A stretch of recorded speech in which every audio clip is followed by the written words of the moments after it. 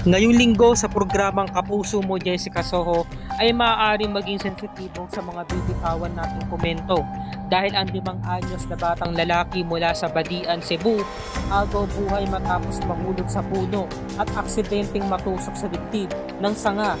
Ayon sa istorya, sumisigaw yung pangatlo kong anak, "Ma, pumunta ka rito kasi si CJ natusok yung dibdib niya sa kahoy kasi umakyat siya ng puno."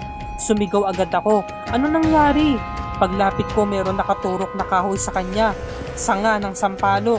2 dangkal po yung haba ng kahoy na nakatusok sa kanyang dibdib. Maraming ang dugo na dumadaloy sa kanyang paa. Nangingitim na po siya.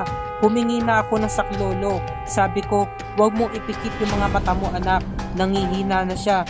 Hindi ko maintindihan kung bakit gano'n ang nangyari sa buhay namin. Ito ang mga sinalaysay ni Helena, ang nanay ng bata na nasa video.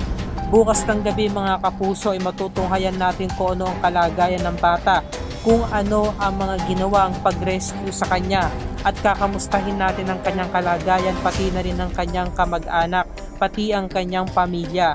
Yan ang pakatunghayan natin ngayong linggo ng gabi sa programang Kapuso Mo Jessica Soho.